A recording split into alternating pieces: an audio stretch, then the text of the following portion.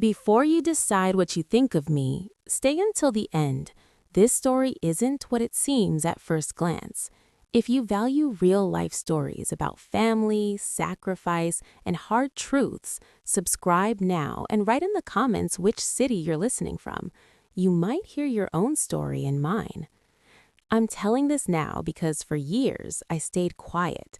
Silence felt safer, quieter, less complicated. But silence also lets lies grow roots. I was born first by 3 minutes. That tiny difference became a lifetime label, the strong one.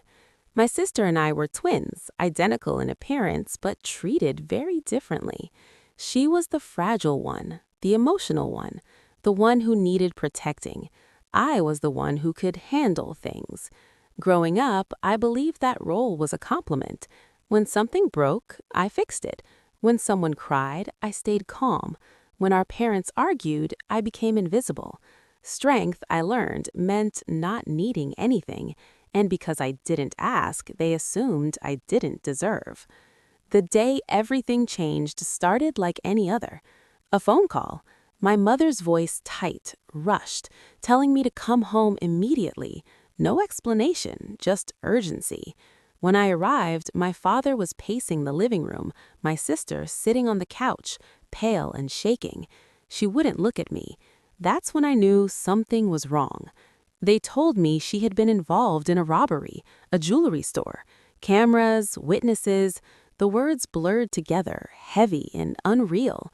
My sister finally looked up, tears streaming down her face, repeating that she hadn't meant for it to happen, that she panicked, that she made a mistake. My parents nodded along, filling in excuses before I could even process the shock. Then came the part that broke me. My father stopped pacing and looked straight at me, calm, calculated. He said I was stronger, that I had always been stronger, that prison would destroy my sister, but I could survive it. My mother took my hands and cried, telling me this was what family does, that sacrifices had to be made, that God would reward me for this one day. I laughed at first. I thought it was a cruel joke, but no one laughed back. They wanted me to confess, to take the blame, to say it was me. I said no over and over.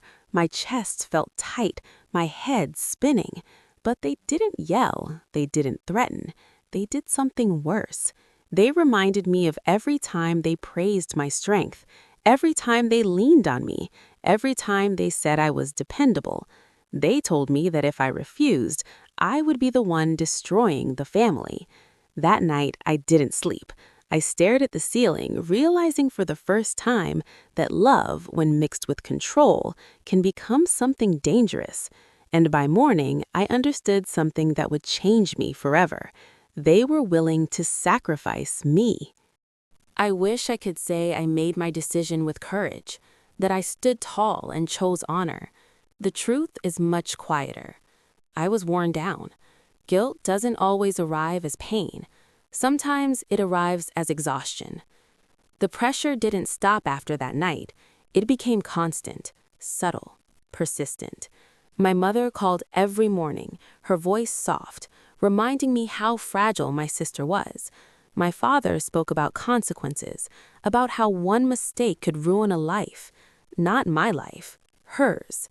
They never said that directly, but I heard it anyway. My sister barely spoke to me. When she did, she cried. She said she couldn't breathe, that she was scared, that she didn't think she would survive prison. Every word felt like a weight added to my chest. I started to feel selfish for wanting to protect myself. That's how manipulation works. It doesn't feel like force. It feels like responsibility.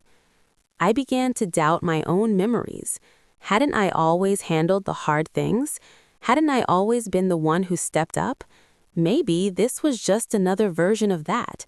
Maybe strength meant doing what others couldn't. The day I agreed, there was no dramatic moment, no shouting. I simply nodded. My mother exhaled in relief. My father squeezed my shoulder, proud. My sister collapsed into tears and hugged me like I had saved her life. In a way, I had. The legal process moved faster than I expected. I followed instructions, I repeated lines they coached me to say. I watched my parents sit silently beside me, never meeting my eyes. I told myself this was temporary, that things would somehow work out. When the sentence was read, my legs nearly gave out. The room felt too bright, too loud. I searched the crowd for my sister. She wasn't there. My parents were. My mother cried.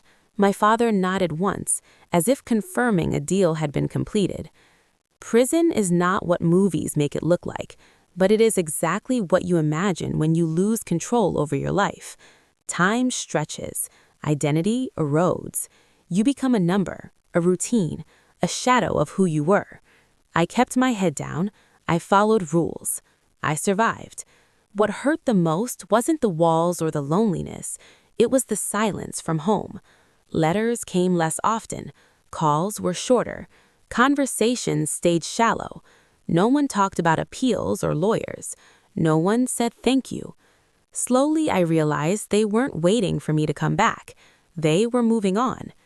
That realization settled deep inside me.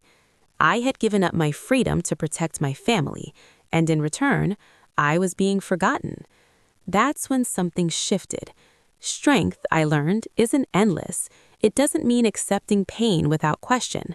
Real strength begins when you finally ask yourself why you're always the one paying the price. Prison gives you a lot of time to think. At first, my thoughts were chaotic. Anger, shame, confusion. But eventually, patterns emerged.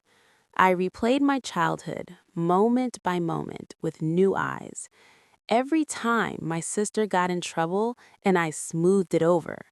Every time my needs were dismissed because I was fine. I wasn't fine. I was trained. Once I saw it, I couldn't unsee it. I started writing letters I never sent, pages filled with questions no one wanted to answer. Why was my life worth less?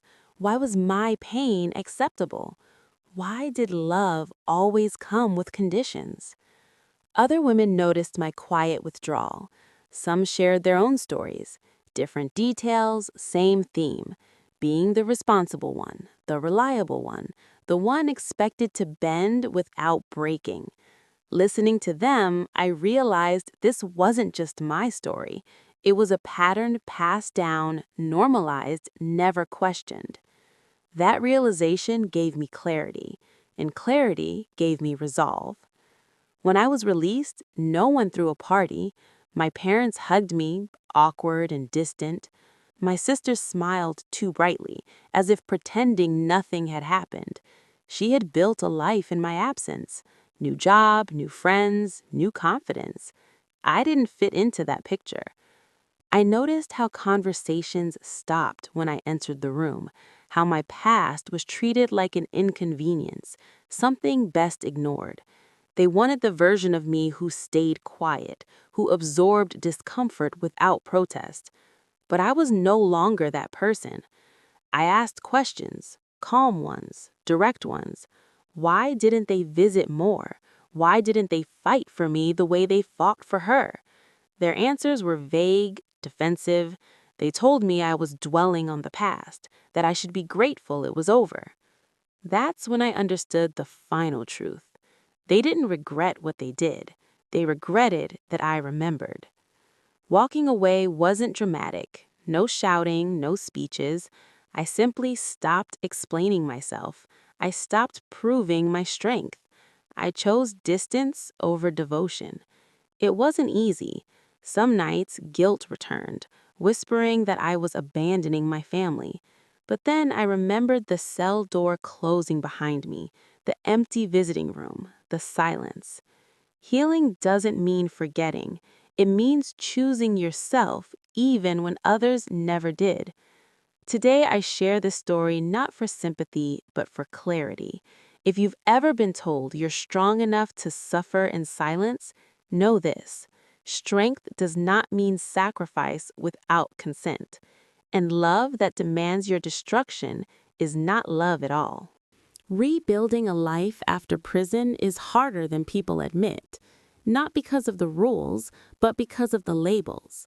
Every form, every interview, every polite smile that tightens when the truth comes out.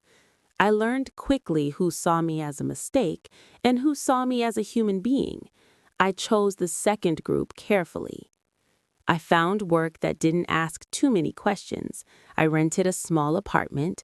I established routines, morning coffee, evening walks, simple things that reminded me I had control again.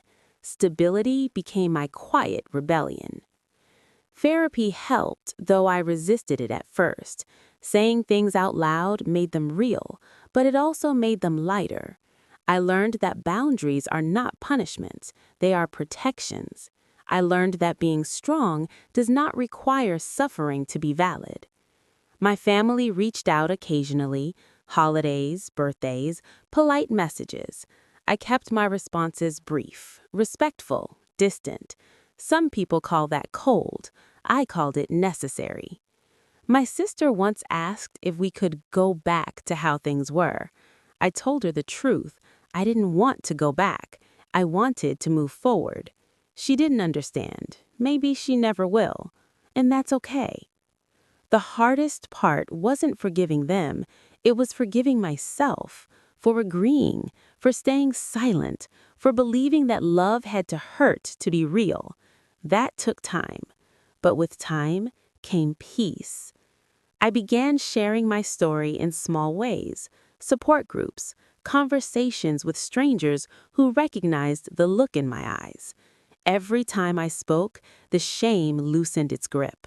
It belonged to them, not me. If you're listening to this and something feels familiar, pay attention to that feeling. It's not weakness, it's awareness. You are not selfish for refusing to be the sacrifice. Today, my life is quieter than it used to be, and that's how I like it. I choose who has access to me. I choose what I carry. The label of the strong one no longer defines me. I don't need to prove endurance to deserve love. Sometimes people ask if I would do it again. If faced with the same choice, would I sacrifice myself for my family? My answer is simple. No. Not because I'm bitter, not because I lack compassion, but because I finally understand my worth. Strength without choice is not strength, it's survival. If this story made you pause, reflect, or see your own life differently, stay with this channel. Subscribe for more real stories that don't get told often enough. And tell me in the comments what city you're listening from. You're not alone, even when it feels that way. Some stories aren't meant to stay buried. Some truths deserve to be spoken. And sometimes the strongest thing you can do is finally choose yourself.